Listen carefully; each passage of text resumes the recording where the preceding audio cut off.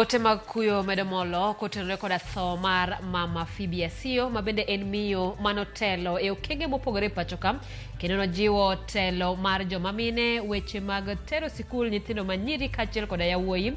Bende achiel kuom mine mabende ne oketo kare kata notemo mar mondo mi oket chike mabende konyo oganda e pachoka e kinde mane en ja od bura ma Karachuonyo.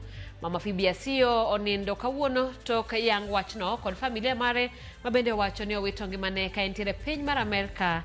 Bende odhiambo ma kawuono chunye mondo yue kama yom nyakora mogik opogore koda mano bende wang'eyo lipot mar somo mayango ni thoth jopuonjre kata somo e pachoka e skunde mag piny owacho ok dhi e yo makare kalon jopuonjre manitiere klese manyime ok nyal kata somo mawinji somo michiwo ne jopuonjre manitiere klese mani piny kadwaro nitiere mar mondo miyo jiw chenro mag somo e pachoka. Kaachiel koda weche siasa kaka wuono jatend piny William Ruto rolimo gwenge moko e boma ma Nairobi kama bende osingo mar chiwo tije ne rowere ma kwan gi malo kochakore juma manyien mar mondo mi rowere oyud tije ma ginyalo timo. Ka kamano nyakora mogi warangane ni to gin weche mag mabende wamiyo pek e chenro mar Oyimore. Mane jaod bura machon ma Karachuonyo mabende nyinge ni e historia mar lokruok mar Kenya mama Phoebe Asio owito ngimane. We still have 3 out of 10 grade 6 learners not being able to read and comprehend a grade 3 story. Report mar Usawa Kenya yango ni rang'iny mar somo e pachoka ni piny kathoth skunde sekondar mag junior onge gi jopuonj molony. Students we are almost approaching exam. The students of Knyal Bureau for Preps, students of Knyal Bureau for Dons. Recently, around 5 boys no lonyi duk modok utegi boxers. Jopuonje mama wego Polytechnic ondiko ne migawo mar arita kayuak e wirochruok mar arita nyaka nyocha wang' tesendo bila mama wego.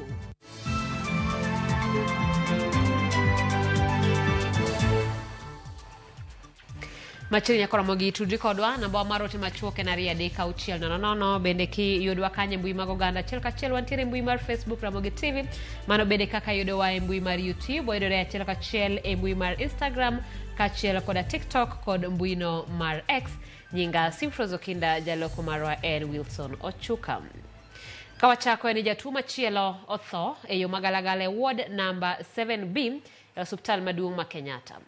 Ripoti yango ni jatuono majagni 54 okwany ka otho e otandane e yo makelo chich ni onegi. Okwach kicho chopo e hospitalno matimo nonro wi tho makamano kata hospital ma Kenyatta bende ochiwo milome mar yango masirano. Kaka jafao marwa Diana Olonde lero ma e kama jatuo machielo ne okwanyie ka onegi e ward e dwe mar 2 higani. Ward ni mar 7B hospital maduong' ma Kenyatta koro lor. Apisa mag okwach kicho chopo ka mar chako nonro ne yango gima okelo tho ma jatuo moro ma osebedo ka ni ward ni. Maling'ling lieko ni jatuo ni onegi otanda mare mar midekre. Yangore ni kar saboro mar odiochieng' ma kawuono tich ang'wen. Ringre dichuono ma jahigni 54 ne okwanye otanda ne ka otho kendo remo poto kuome. Otanda jagono omenyore mana gi kama jatuo ma nyinge Gilbert Kinyo ma jahigni 39 yande okwany ka ong'ad ng'ute osiptal achiel onogo tarik 6 dwe mar 2 higani. Enek matinende, remo yudore dier od osiptal, ka bende en kod adhola e ng'ute mana kaka nek mar Gilbert ne chalo. Tendo osiptal ma Kenyatta ochiwo milome ka yango ni gitiyo machiegni gi apisas mag arita e yango matut ewi nek mar jatuono. Osiptalni arita omed redo ka familia mane ochopo maneno wedegi ma jotuo itamo mar donjo kendo yie mana ne ng'ato achiel maneno jatuo elo familia ka familia. Diana Olonde, Ramogi TV. Wach malita nyaka ng'amo dhi manyo thieth inego e yo magala kamano e od thieth e achiel kuom od thieth madito e pachoka. Wadhi nyime kama piny Kenya yuago miyo manie sigana mar Kenya.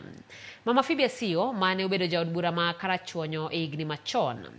Mama Phoebe ma iparo kuom okenge mag kedo ne ratich mine kod nyithindo manyiri otho e boma North Carolina e piny Amerika kendo familia mare oyango thone.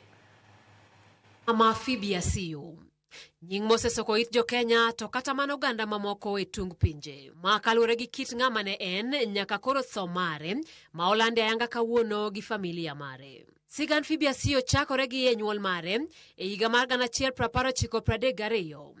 Somo mare skund primar Magendi e Karachuonyo Embu TTC mane omiyo bedo japuonj kuom kinde kapok obedo superintendent maduong' mar jela kama ne otiye kuom higni 6 nyaka higa mar 1964.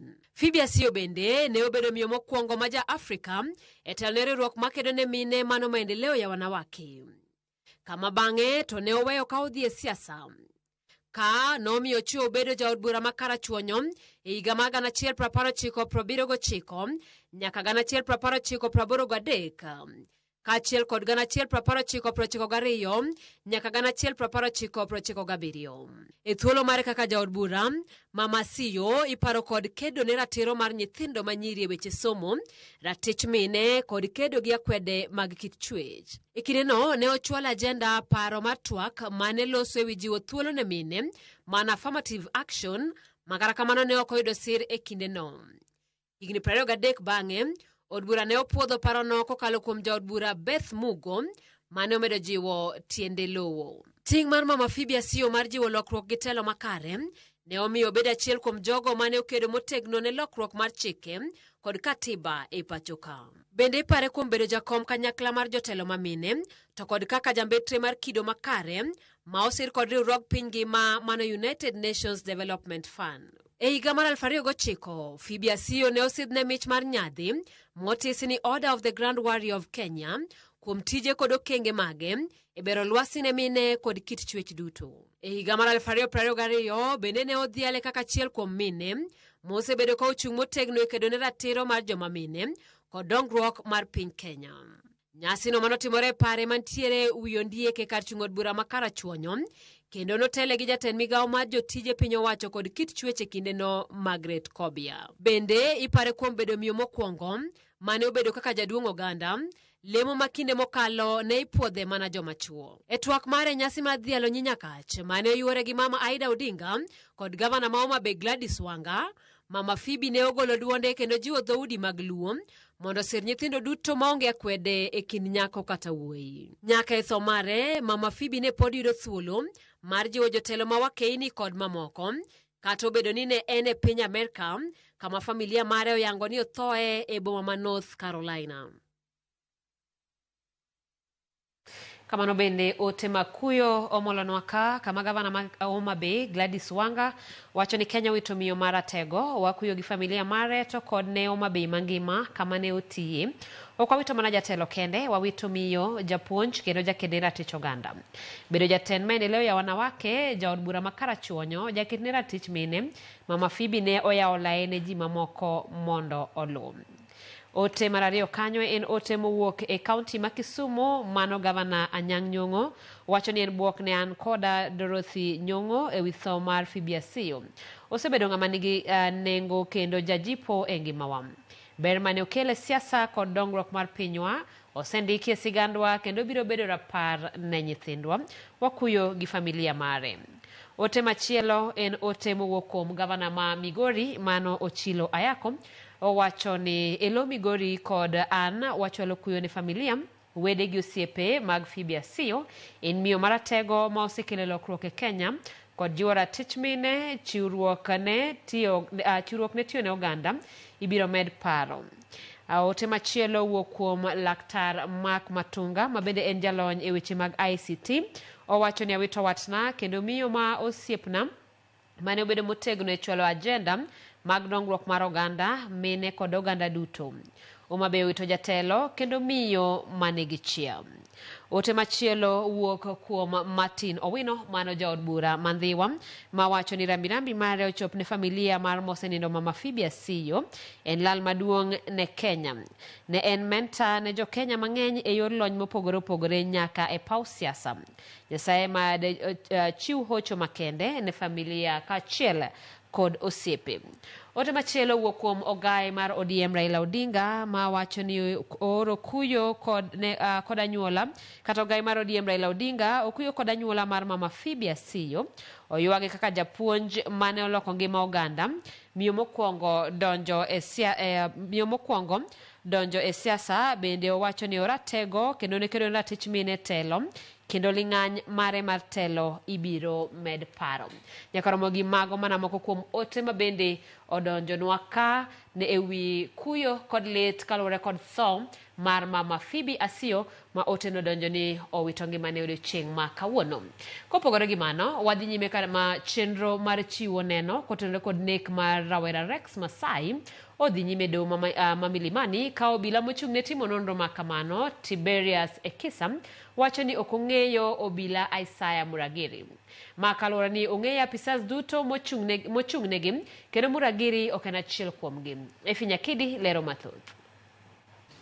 E doho ma Milimani buore Nairobi, obila Tiberius Ekisa nochopo machiwo neno mare kotenore kod nek mar rawera Rex Masai. E kinde manochiwo neno, Ekisa otamore kendo wacho ni ok ong'eyo obila Isaiah Muragiri ma en achich mitudo gi chwado lisasi kendo nego Rex Masai tarik 20 dwe mar auchiel higa 2024. Ekisa nolero ne doho ni ong'eyo apisas duto 108 mochung' negi wirani gibedoga kod romo juma ka juma. I do not know about that unit because Alpha Mike is not from Central. And if there is that case, then it must be a uniformed team that I'm not privy to. Eneno mare, Ekisa nomedo ni odiochieng' manochwade Rex Masai gi lisasi nochuno medo kwano obila nyaka 45 kowuok 24 mane nie tich chieng'no. Muragiri ne ok en achiel kuomgi. You said there were 24 officers. Ordinarily. Yes. How many did you deploy at the parliament? I beefed the number up to 45. Up to 45. Yes. Chal makama nochuno mondo keto kenge mag timo nonro. Okenge go noting'o rango pichni mag wang' dede, rango kanyo manochwade Rex gi lisasi kaachiel kod loso gi joneno. Using our own initiative, Yes. we went to the scene, but we did not recover any bullet, head or cartridge. Yes. But you reached at the scene. Yes. Okay. The area purported to say the area, because there was no exact person who will say it was here. Achiel kuom gigo ma Ekisa nolero ne doho ni osethiro nonro margi en ni ka thieth manotere Rex nokochiwo nying jogo manotere kanyo ne thieth mapiyo. Kata kamano nowacho ni onyalo yango ni Rex notho kaluwore gi lisasi manochwade ahinya to tok chenro mabero manotim ne ringre mare. Members of the public who brought the suspect to the hospital did not cooperate with us. And especially after they came in contact with the power. So whenever we call them to come and testify, they're saying our case is with the power. So we had very difficult time in investigating that case because of allegation that we are covering up the matter. Magi duto timore odiochieng' achiel tok Isaiah Muragiri tamore ni neno duto manyope dhe doho manyiso ni en ok en. Efi Nyakidi, Ramogi TV, Nairobi. Kokone wuok e dala jaod bura ma Naivasha Jane Kiara odhiambo ma kawuono e kinde mane apisas mag okwach kich ne ochopo kanyo mar make. Apisas go ne oluoro dala jatelo no gino mane ochune ong'ado bura mane en go gi johera mage. Okwach kich oyango ni jaod bura no ne omaki gi ketho mar siayo rawere e kinde ng'anyo mag Sabasaba. Jafo mar Armstrong Osutwa miyo waler. Kar sa 9 odhiambo ma kawuono dala ne mayudore Maria Gushu e kar chung' od bura ma Naivasha e kaunti ma Nakuru. Maromo apisas 20 mago kwach kich ka omakore kod mago bila ne oloro od jaod bura ma Naivasha Jane Kiara ka girito jaod bura no mondo tiek romo mane obago gi joherane. Ofisi ya kule chairman pamoja na ofisi yako. Bang' thuolo machuok kende, romo no ne ong'adi gi e kore kapok ne omak jaod bura no. Apisas go ne wuok kod jaod bura no achiel kachiel nyaka tesendo bila ma Naivasha kama ne odin ne jatelo no kuom kinde machuok. What can it be? Mimi sijaingia police station maisha yangu yote. Sijaandikwa kwa hiyo kitabu. Na mimi si pastor. Ile nasafanyanga ni siasa. So wacheni twende tukasikie mbele.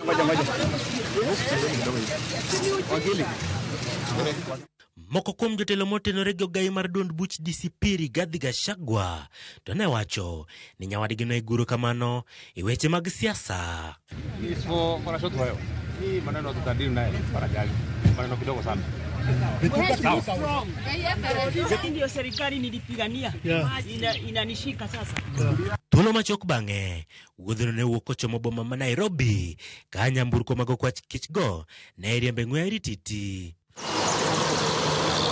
Kihara igeno ni biro chwale log tich mar okwach kich otieno ma kawuono, kama igeno ni obiro ndiko e dhoge kapok otere doho tich abich okinyi mar chiwo dwoko e bura momakne mano motenore gi siaya jopiny e kinde ng'anyo mokalo. Jotelo mamoko motenore gi Gachagua, kama oting'o jaod bura ma Manyatta gi Tonga Mukunji, kijana machachari, Peter Kinyanjui mong'ere kaka Wanjiru, kaachiel kod Wanjiku Thiga, duto sikale midhiere kinde machuok mokalo ka idonjonegi gi ketho mag njore.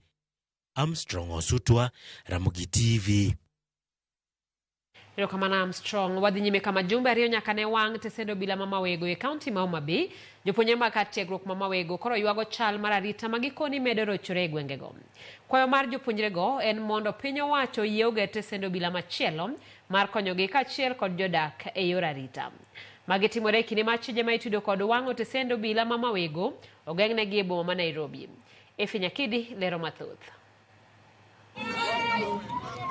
Tarik 3 dwe mar 7 higani e kaunti ma Homa Bay, ringre rawera kendo japuonj Albert Ojwang nochopo e gwenge ma Mawego ma kowe dalagi. Rawere kod jodak nowuok oko kar kwangi kendo ting'o ringre mare ka gikadho tesendo bila ma Mawego nyaka dalagi ka koth. E kindego mach nomuoch kendo wang'o tesendo bila ma Mawego. Jumbe ariyo tok matimore, jopuonjre mag kar tiegruok ma Mawego yuago rochruok mar arita e alworano, ahinya to e kindegi ma giikore ne timo penj margi. Kaluwore gi jatend jopuonjre kar tiegruok no Ephraim Were, nitie jopuonjre mosema gigegi kaka simbe mag ong'we yamo chal moseroch ahinya chenro mag somo. So the duration nyaka ne police station bed maonge Mawego nyaka sani. One ga number of students ma osema simbegi mtewa sani students mongo sani we are almost approaching exam. So students oknyal biro for preps, students oknyal biro for dons. Sani they are forced mondo gidoge yot as early as Sadik or Sareyo. Gibiro school sa chiel karach. Mangiso ni dons onge, preps onge. Ato magi jok madhi timo penj. Were omedo bende ni nitie kweth moro mosetemo monjo jodak kod mago mosetemo rocho ratich jopuonjre modak oko. Kaluwore ni chuk dar mag kar tiegruok no nyalo mana chiwo arita ne jopuonjre modak e skul. There is an old mama, jomoko no dio monje ode, an attempt of rape. Nyiwa there are rape cases. Recently, around 5 boys no lony duk modok utegi gi boxers. The security man in school we are also trying ogisetemo, but calling any the security man in school gin girito the school compound, but Mawego got a population of 10,000. Out of the 10,000, you don't modak school are only almost just 1,000. You modong te are commuters. They are going school. Koro within the compound to onge sheda, you have the security, but koro jomani oko. That is the problem. Rochruok mar arita e gwengego nochuno Were ka oting' mandiko ne jagoro mongirore migawo mar arita Raymond Omolo. E yote mari, Were koni jodak kod jopuonjre osebedo ka kale matek wirani nitie kweth moro e gwengego mabuogo ji kaluwore ni onge arita makare. Bende okwayo mondo mi piny owacho ogernegi tesendo bila kaka yor konyo bero chal mar arita e alwora ma Mawego. Motelo nema, ne giromo kod jaod bura mar Achuonya Dipo Kuome ma manyo kenge mag bero arita mar Mawego. We've tried. On Monday, the student council nawadhi nyaka ka Honorable Mheshimiwa Dipo over the same security issue. Nwarado kode, we talked. So maybe embe poduri to mana allocation mar CDF mondeka chak process mar gero police station. Kata ka nyalore to kata mana police mani kindugo obio team patrol at some other given intervals gotieno no kende. Meanwhile ka poduri to mondo team allocation ama mondo process mar chako gero police station manyien ochakre. Nyaka sani, nitie achije moko 8 manosechwal e doho ma Kahawa kitudo gi tiayo mach kendo wang'o tesendo bila noendo ma Mawego. Achijego nosomnegi ketho ting' 3 moting'o monj mar njore, tim kwero mar wang'o tesendo bila kod ketho mwandu piny owacho. Motelo nema nosechwal gi doho ma Oyugis koka nochako makgi kendo chwal gi log tich mar obila ma kedo gi njore kata ATPU mayudore buore Nairobi. Nyaka sani odinegi e rimand e jela ma Kamiti Maximum. Efinya Kidi, Ramogi TV. Jatend piny William Ruto wuok oko mar manyo sir mar ojende ma osebed ka ineno ka gima obalo kod sirikande. Ruto mane otimo limbe e kaunti ma Nairobi okoni joma tindo e siro mar piny kendo mondo Kenya odongre nyaka joma tindo bed kod tije. Ruto koni wuok tich manyien ojende ma Nairobi dhi chako tije mag lwedo kaka yweyo aora ma Nairobi, kazi mtaani kachiel kod tije mamoko. Walter Nyambaga nigi mathoth. Waswahili wanasema hayawi. Manondala chiel bang' temo thiedho kama lit manyo miyo en kod pogruok e kod kanise paro. Jatend piny William Ruto othinyore oko mar temo lombo jende mobalo kod sirikande mondo yuchak uchiem kode e tawa chiel. Nchi hii vijana hawawezi kupata ajira kama kuna fujo. Vijana hawawezi kupata ajira kama kuna vita. Tunataka amani ndio tuweze kupanga mambo ya maendeleo ya taifa letu. Bwana. Tuko pamoja? Mimi nawauliza vijana. Vijana hoye. Vijana mnanisikiza? Vijana mnanielewa? Nawauliza kwa unyenyekevu. Sawa sawa? Ruto maniomolo Embakasi East kar jot ma Kayole e gwenge mag Soweto, Dandora, Lakisama e kinde mamoko. Okoni eno jana namba 1 madonjore kod ojende pachoka e kendo nyako yud dwoko mar midhiero mokwako jo Kenya ni mar ojende dwaro tije mochune nyako chiw. Kuna vijana mimi napanga kwa climate works. Kuna vijana mimi napanga ajira kwa affordable housing. Kuna vijana mimi napanga kwa ajira kwa digital jobs. Kuna vijana mimi nawasaidia kwenda kufanya kazi ng'ambo.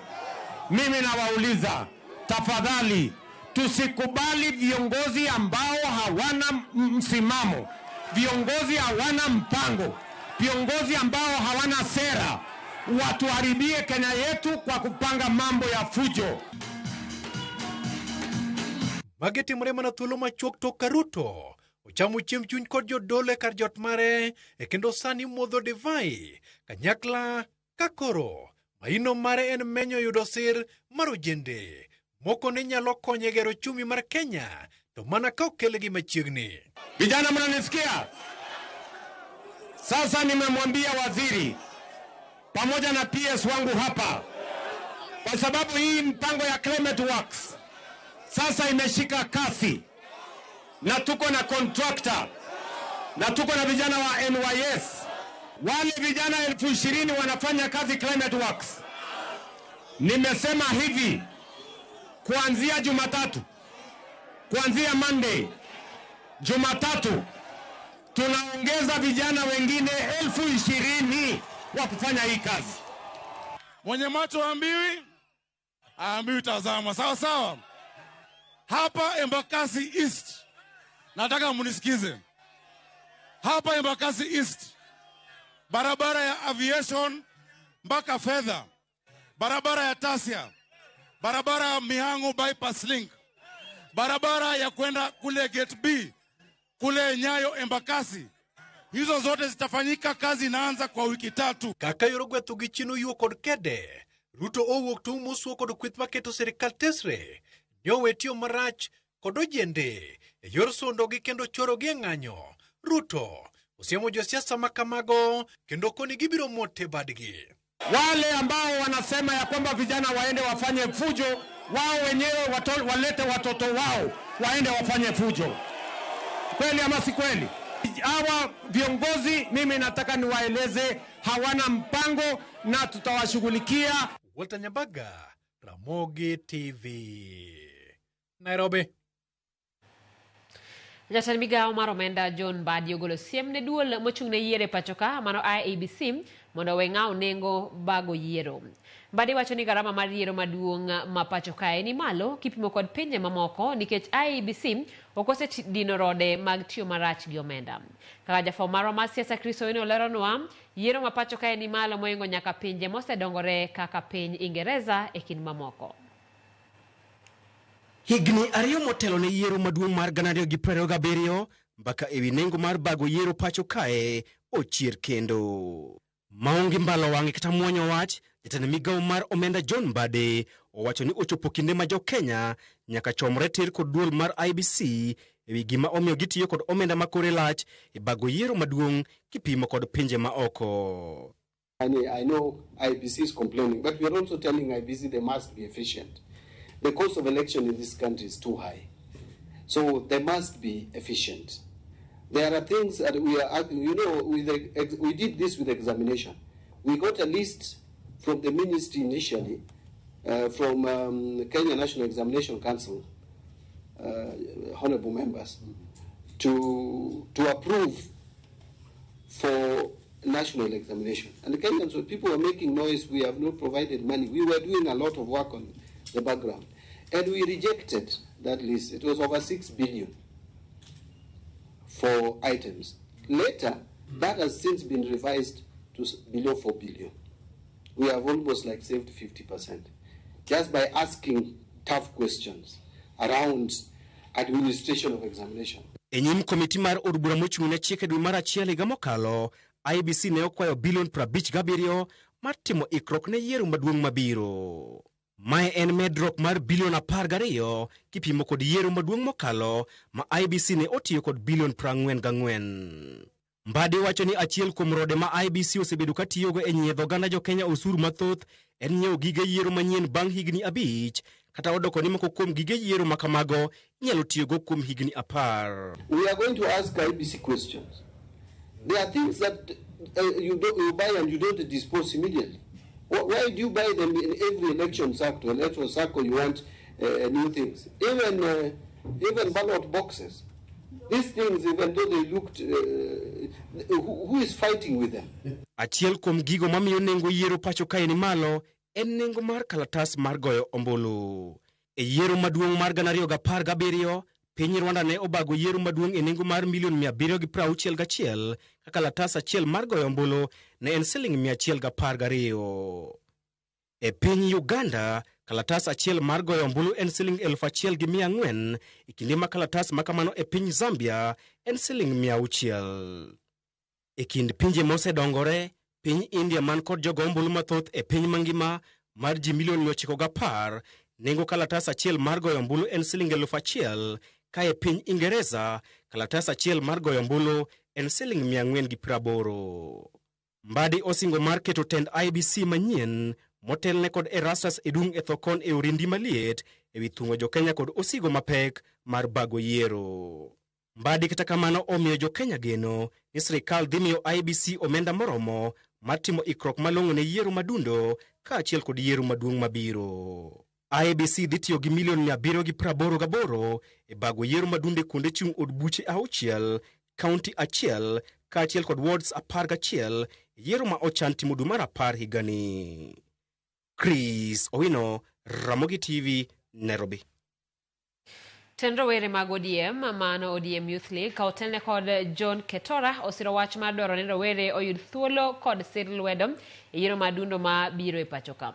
Rowere go wacho ni sani ma osechuogi duol mar IBC makare ikruok mar bago yiero ma adundo ok owinjore were oko. Giloso ka gichiwo ranyisi mar kar chung' od bura ma Kasipul manyocha owito jaod bura margi Charles Ong'ondo Were kendo masani wuode Boyd Were onyiedhore pap ni dhi laro otiko mar ODM ne kao kar wuon mare. Rowere go bende oseyo timbe mag njore masani rocho ratich rawere to kod nek ma ok odhi kare.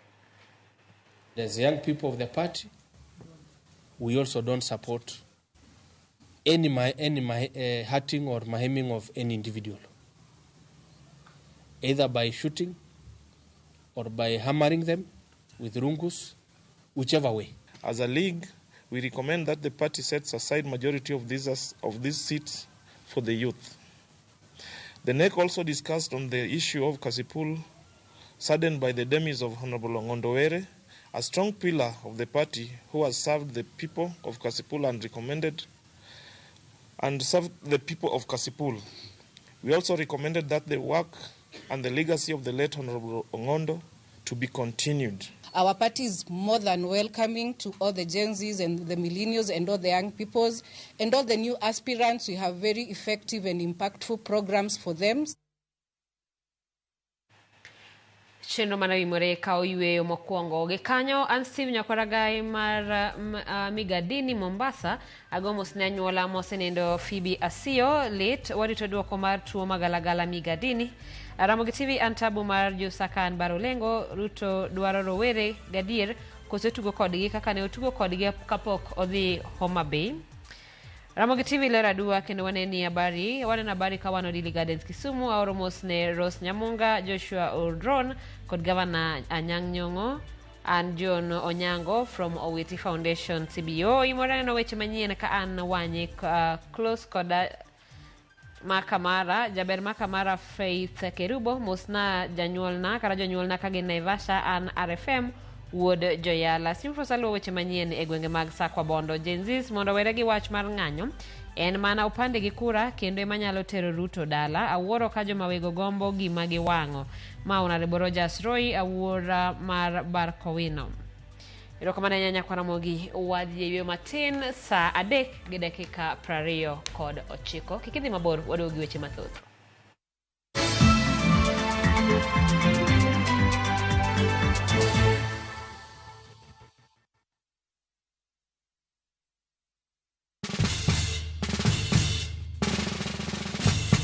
Guess what? Citizen Duka now delivers! Get amazing discount on your favorite essentials and have them brought straight to your doorstep, all for just 200 shillings delivery fee. Go to citizenduka.com, select the product you want, pay, and we'll handle the rest. Citizen Duka, the home of discount.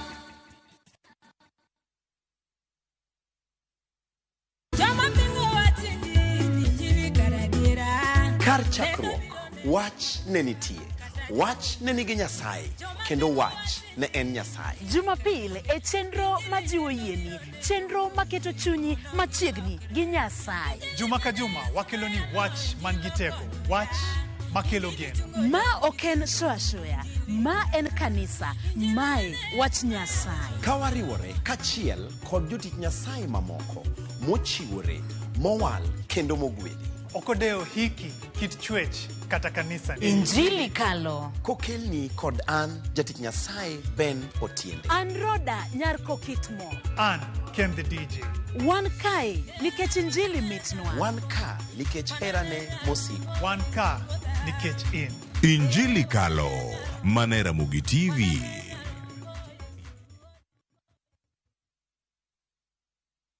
Introducing Wigo, your trusted ride. The ride with the most reliable, verified, efficient, and transparent drivers. With fabulous cashback incentives for passengers, each trip on Wigo feels like an upgrade. Download Wigo from Play Store or App Store or SMS Wigo to 20425 and ride with confidence. Wigo, let's go.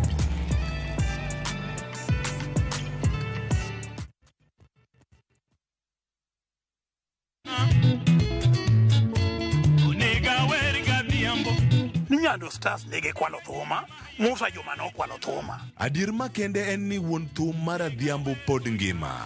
Ramogi TV omanyo kendo oyudo wuon thum. Corridor Man kata Othoro Ng'ong'o mane otelo ne Siyenga Dynamic Band. Koro jog no kawo stage performance mana kaki wacho no gidhi gi record. Ng'ama no wero gino ka ng'ane ma no dhi were kendo ka Musa. Tudri gi Solomon Atito Kafaya, Ticha Bichni, e chenro mar ng'ejo thumbewa, kochakore saa 2 okinyi, kendo wanuoye ngeso saa 5 okinyi. Sende minena sino goyogo, an mane nandiko. Tichode monyage mwado gi pacho, masadijo yoro.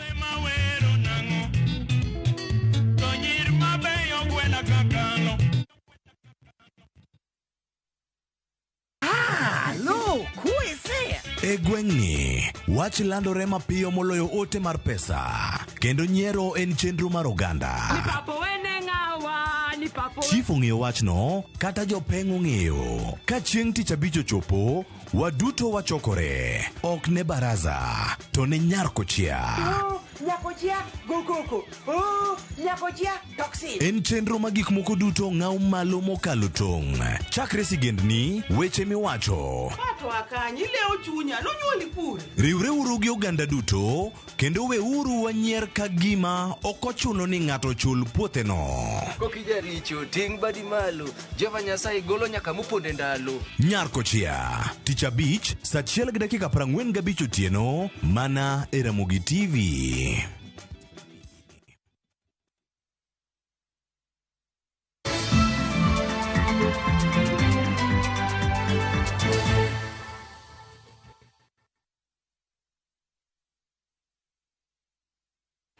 Machiegni kendo nyaka Ramogi, ripot matinende ogol kod riwruok mar Amnesty International oyango ni sekta mar obila ema pod otelo e mibadhi kod asoya ma ichiwo eka jopiny yud chenro ma ichiwo e sekta no.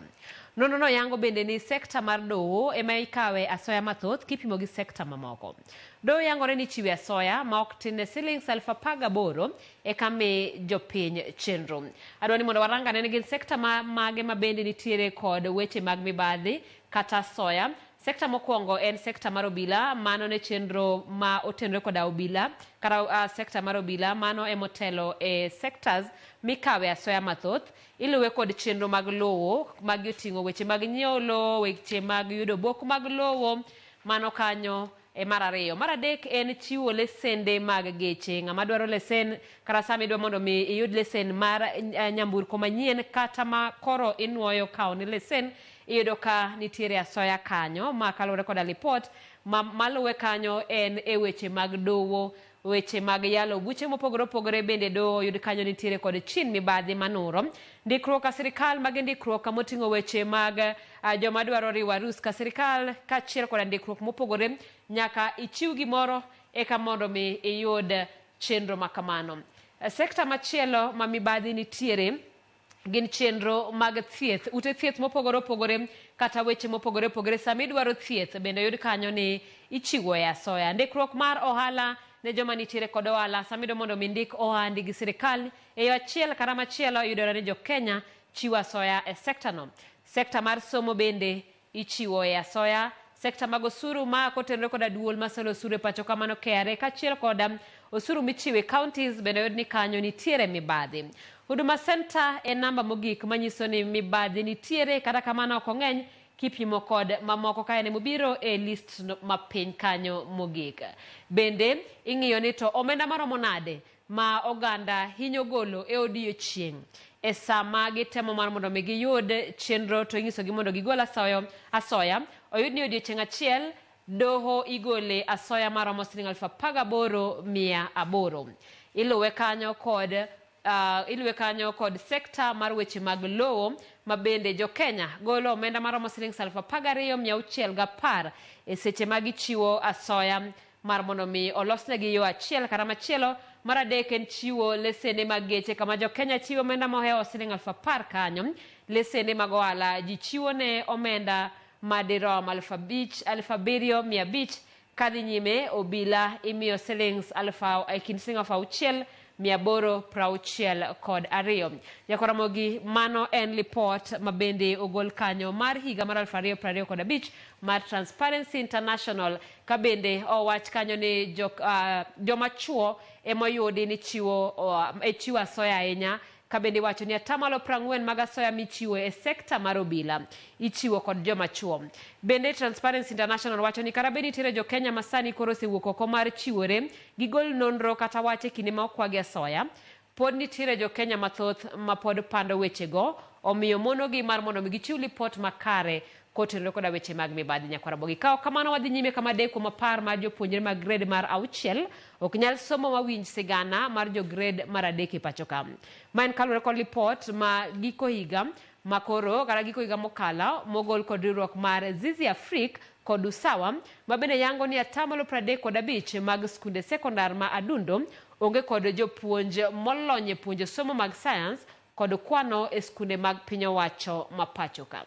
Kaka Judith Omodi lero, moko kuom rem ma bende ogolie lipodni oriwo nok mar jopuonj, kuonde losruok ka bende thoth jopuonjre ma yudo pek e somo gin mago mane ok okalo e nasari. En midhiero kod rem machielo e sekta mar somo ma omeny kod riwruok mar Zizi Afrique kod Usawa ma en nonro mane otieki giko higa ma okalo kendo yango ni jopuonjre pod ni chien e weche mag somo. Ripodni ma oketa yanga e nyasi ma otelie kod Safaricom oyango ni 3 kuom jopuonjre 10 mag grade mar 6 ok nyal somo mawinji sigana mar jograde mar 3, bende 4 kuom jopuonjre 10 mar jograde mar 4 pod ok nyal somo sigana mar grade mar 3 kata bed ni lek mar 100% transition to koni ok ginyal nuoyo class. We look at grade 4 learners and you assess them using grade 3 English story to read. Only 4 in 10 can actually read that story. So it means the other 6 are learning, but not learning at the right level. They are learning not at the level they should be learning. It is scary when you look at grade 6 because we still have 3 out of 10 grade 6 learners not being able to read and comprehend a grade 3 story. Ripodi ni oyango moko kuom rem maka moro nyayo kendo duoko jopuonjre piny. E nonro ni oyangore ni 35% mag junior sekondar onge kata mana japuonj achiel mapuonjo kwano kod science mano STEM. Ranyisi ni somo mag kwano kod science ipuonjo gi jopuonj ma ok olony e pauno. Thoth jopuonjre ma ok tim maber e klase manyime gin jopuonjre mane ok okalo e nasari, gino makoro bende kelo penjo kaka piny owacho rido kendo keto jopuonje somo mag ECDE. There is evidence that we cannot ignore ECDE, and if we continue to do, then we continue to struggle with the rest of the levels. Enrollment trends have gone up, investments are going up, teacher education, we see a lot of contribution there. The ECDE centers have increased, and key drivers here include policy and investment in infrastructure. And also teachers. Migao mar somo kata kamano kokalo kum jagoro ma ongirore migao no Julius Bitok oyango ni gitemo dinore mantie ahinya to indiko jopuonj ka achiel kod gero kuonde timo nonro. Able to map 1,600 schools which don't have a lab completely, and these are largely day schools and schools which started recently, and we are investing in 1,600 labs around the country so that by January, and that we are doing in the next 3 months, so that by January this year all our schools around the country, each school will have at least a lab. Ripodi ni biro e kinde ma sekta mar somo podo kwa kod midhiero mar omenda kanyaka sani jopuonje mag skunde sekondar mamalo nyicha obugoloro skunde kalore ni poko chwal negi omenda mag somo. Bende jopuonjre ma incho timo klas 12 higa ma okalo kamoro ok biyudo sir mag hola kalore gi report ma nyicho chwali e od bura. Judith Mundi, Ramogi TV, Nairobi. Jagoro mongirore migao mar somo ngire Julius Bitok okwedo ng'eyo skunde 33 ma Auditor General nyocho yango ni oyudi ni yudo omenda to gionge pacho kam. Bitok mane twak kod jofwambo e kinde nyasi ma Safaricom Nairobi okoni giseyudo ripodno kendo gitimo nonro kapok gichiwo ripot ayanga ne jopiny. Ripod Auditor General nyocho yango ni skunde 33 osebedo ka yudo omenda mar somo kata kamano ok nyal yanga kama skunde go nitie. I cannot confirm that there are any ghost schools, but what I can confirm is that there was a special audit that was done recently by the Auditor General, and in the special audit, as you may be aware, as Minister of Education, we don't usually get to cross-check the facts because there were inconsistencies in the special audit. Aside that some schools which you know very, very well, like Mangu in the special audit, were being shown there are no students. Like Alliance, there are no students. So there were some inconsistencies because in special audits, you just do an audit and present. But in ordinary audits, you have the user to be able to check, to confirm that the information is accurate. That's how the process of audits is done. But in special audits, just do it and take it. So there are a few errors in the special audit. However, we have received the report. We are going to sit down as ministry. We are able to look at it and be able to respond accordingly. Jatend migao mar omenda John Badio yango ni piny owacho mamalo ni kod chenro mar nyuando accounts mag bengi mag counties osebedo ka tayo go chenro maggi mondo mi counties otigi account achiel manie bengi mar Central Bank. Oyango magi eromo mane obedo go gi komiti marango chenro mag counties kama oyango ye ni migao mare biro medo chiwo sir mowinjore ne jaga budget kod Auditor General mar medo keto nyong'ong ewi kaka counties tiyo gi omenda e pacho ka. Lydia Okeyo nigi ler. E romo mano kelo kanyakla jokanyo mag komiti marango chenro mag counties kotelne kod jakom mar komiti no Mohamed Abbas ma en senator ma Wajir. Jatend migao mar omenda John Mbadi no chopo keto ler e wi accounts mathoth mag bengi ma counties osebedo katiyo godo e tawo chenro maggi. We found that minimum counties have 90 plus accounts. We found that this is actually abnormal accounts. It's not even easy to audit. The pilferage and theft of public funds in the country is still high and must be dealt with. And that's why we are coming up with reforms to deal with this. Accounts gi chicho sebedo ni ema itiyo gode tiyo marach gi omenda mag jopiny. Kambadi koro yango ni chendo nitiere mar nywanda gulu mar bengi kata accounts go, kendo tiyo gi account achiel mantiere benki maduong' mar Central Bank mar tawo chenro kaluwore gi chike mathuruka.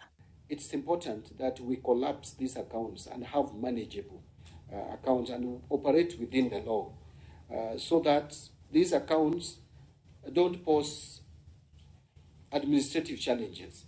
In fact, even auditing is not very easy. You can't really audit all these accounts. Kata kamano, oyango ni nitiere accounts moko ma ok bilor kaluwore ni itiyo kodgi e kano omenda mag jochiw sir ma ok nyal nywand gi omenda mag piny owacho.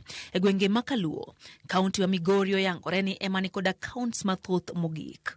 Some projects, especially what we call the donor-funded project or projects by development partners, they come with conditions that you have to operate or open another account or a separate project account.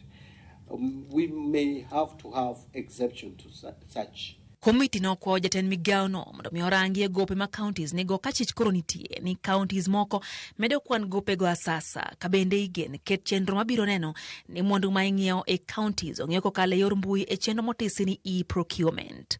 My county of Kisii right now, we are at 68%. And yet when the former governor left, we were at 41. And then when you go deep and find out, Mr. CS, you could send your officers, just look at it.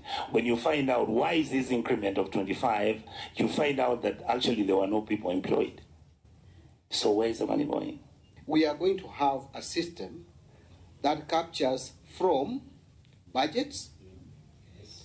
The plans must be in this system, procurement, all the way from advertisement to even evaluation. Bende oyangore ni nitiere chenro mar loso yore ma ibiro chwal go omenda ma ing'ado jotije machalo kaka SHA ka ok okadhe lwet counties kaluwore ni oseyangore ni counties moko choko omenda go to ok chwal kaka winjore. Even NSSF remittances are not being made. SHA remittances are not being made by some counties.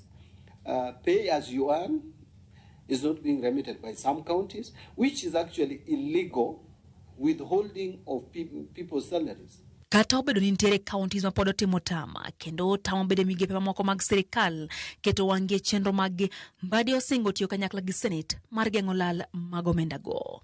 Lydia Okeo, Ramogi TV, Nairobi. Irokamananya Lydia Okeo wadhi nyime kama onge ng'okni e chenro duto ma county ma Siaya. Ma e ote mar speaker mar county no Jojo Kode tok penjo e wi kama Governor James Orengo nitie. Ma luwore ni buche mathoth ma county no osebedi ka itelie kod Okode e lo Governor Orengo. Jafo mar Armstrong Osutwa miyo ler. Governor ni kanye? Ma en achiel kuom penjo ma jodak ma county ma Siaya osebedo ka penjo kuom jumbe moyo adek sani kalore gi onge mar Governor ma county ma Siaya James Orengo ma oselale wang' jopiny ma onge ote mora mora mar yango kama entie. Osekawo kinde mang'eny kapok waneno Governor marwa mane wayiero gi kura. To kaka ng'ano ma jasiaya to wane makura waomiyo Governor ni office. Wan gi ratiro mar penjo kama Governor wanitie. Jopiny koro ywak ni apisi mamalo mogik e county no ojwang'o gi ka nyithi kiye ka giwacho ni kata mane jalup Governor e county no William Oduol ne osethichiyo ke apis kendo jatend jotije e county no bende oling' thi. Wakia ge deputy governor wa nikech mane wang'eyo mane William Oduol nogole tich. Ka ok deputy governor monego bedni kao tok governor ka governor onge to onego bedni county secretary kata chief of staff ema mako tij governor ka governor onge. Penjo machielo en e wi koso ratiro e wi tije bede migepe mokwako county no ka giwacho ni spika mar kaunti no ema sani ochung' mar duoko penjo michoro ne apis gavana. Gipenjo gimomiyo spika mar kaunti no George Okode, ma en achiel kuom jotelo mabede od bura mar kaunti no, mano ma onego bed ni keto nyong'ong' e tije apis gavana, ema timo tije apis no. To waneno ka spika mar county assembly ema mako tije gavana, to en ja legislature, to gavana te ja executive. Koro en onego bed notimo tich mar oversight mar gima timore executive. To waneno ka kendo koro obiro to nywandore gi jo executive. Speaker mar assembly ma ema koro ran Siaya kaka gavana ma Siaya. Gimoro ma sani timre Siaya, waken ng'ano mariembo. Okwang'eni wan gi governors ariyo. Moko kuom jopiny to nigi paro mopogore. Giwacho ni bedo ni dongruok dhi nyime kaunti no kendo tije kaunti no timore, jopiny ok onego penj kama gavana nitie. Ka kidhi sectors, kidhi town maboyo mopogore ma Siaya ka yudo ka development dhi mbele. An kod geyo ne gavana nitie tia, an koro japiny be dwaro margi maneno gavana physically no. Apalo kelo kod luoro moro mosebede ni japiny be koneno gavana dwana pesa. Miaro mikwayo 300 gi kimi ka jotelo gi beringo mabor kodwa.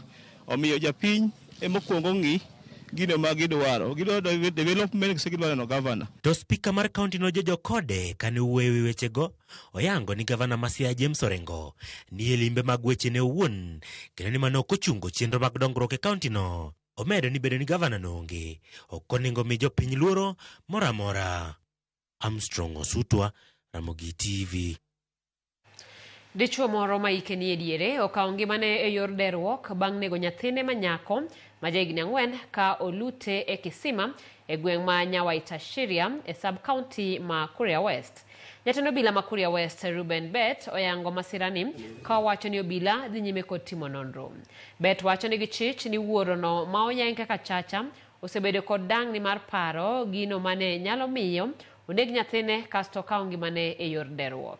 Familia ma oyudo midhiero ni ka otelnegi kod Maria Chacha wacho ni dichuono nonego nyathine kasto odere wuon, ka iwacho ni osebedo kod paro madang'ni tok minode ringo kendo weye kod nyithinde 3 higa mokalo. Papa anasema lakini mama nilisikia mtoto analia. Damu yake ilikimbia kuja kwa kisima. Kwa maana ilikuwa imetolewa hiyo miti yote. Kuingia kwa kisima kuna spiti. Aliingia kabisa, sasa tulikuwa tunamkataza usiingie kwa kisima, hiyo maji ni mengi. Aliingia akakanyaga ile miti, alikuwa amerusha hiyo miti ndani. Mtoto ako chini na miti amerusha ndani.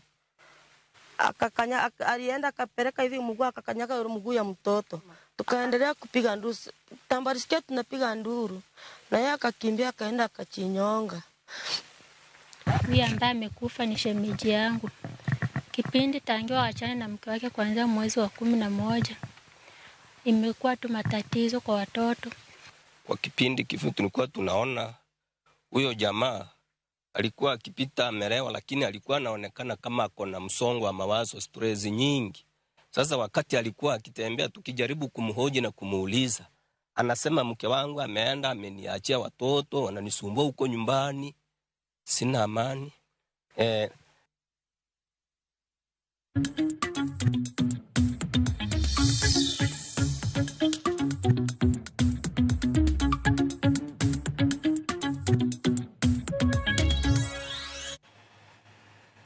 En fuong'ruok ne jopur niang' bang' do chungo kuom kinde chik manyocha gol gi board matayo sekta mar sukari mano Kenya Sugar Board mar chungo chenro mag rego sukari kuom dweche 3.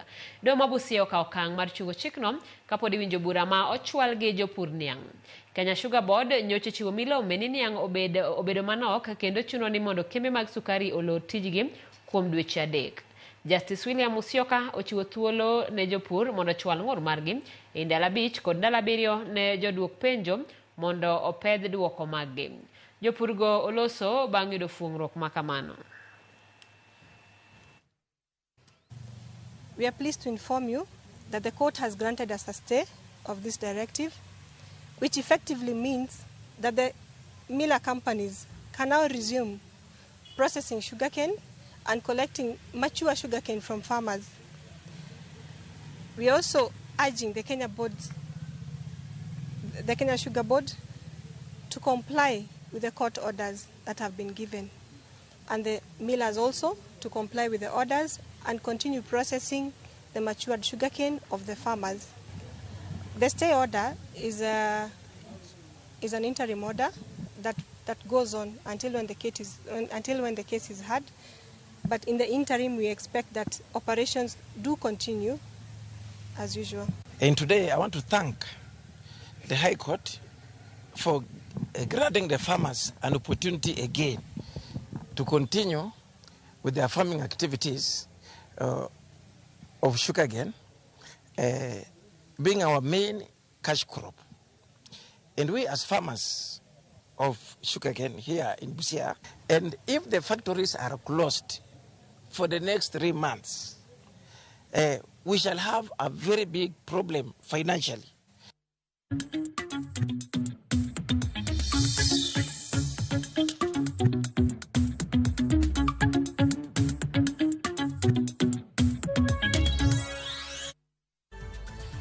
Gikanyo chakwa kayo machielo chenro mar oimore Jackie Nyarmodi wacho ni wan be okwadong chien e oro ote mag lit gikuyo ne matriarch Phoebe Asiyo. Pole sana to our trailblazer, notimo maber and lived a full life. Owacho kanyo ni kowuok kuom Emi Nyayala kod Jackie Nyarmodi. Kamano madeno ba moja kuwuok Gemge got Regea Ramogi TV ler kendo imore chopo na maler kan giminoda Lavenda Kinyi somo masane ni to koro tek ng'eyo kara jopuonje gima gipuonjo. An Jalango Otieno Ramogi TV mae auki poka winjo karuto kwayo ng'wono e gima nowacho mosna Omondi Oguda kane Ulanda. IEBC wetugo gi wiwa billions gote sama help to onge pesa mar funding comrades okelo kawuok dhe wa Ramogi winjore maber mano ote mari kanyo. Ramogi ote mar auki asesomo kanyo kwa Ramogi wadogi weche mag tuke kikidhi mabor.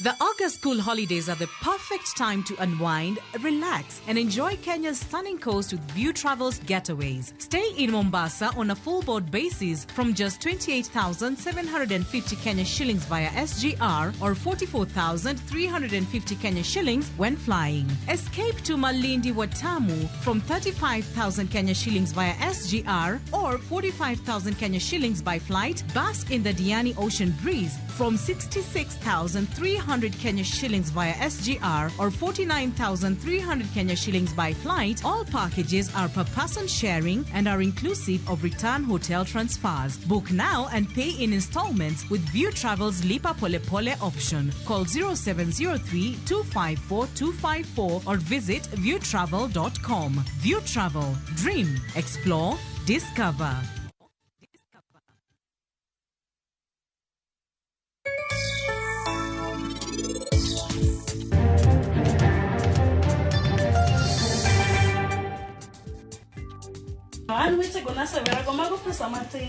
Anywho's, Semina Daiku Manchoka.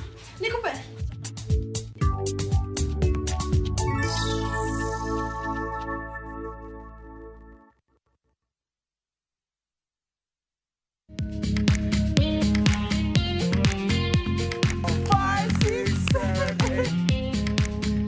For all matters health, watch Ndakitari in Kikuyu, Penj Laktari in Luo, and Uliza Daktari. Hivi viharusi vinatoka upande wa roho, wa moyo. Utirio horoa wellness check-up.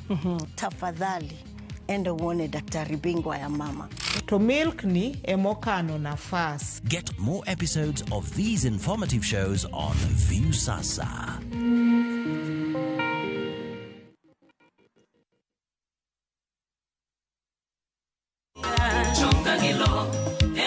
Chano kama chonga emo semia sudo nyime chonga gilo emo miachano kama chonga emo semia sudo nyime. Monde yudwe ni kakasikiza tune mari D star 860 star 418 hash Ramogi TV enod jower duto.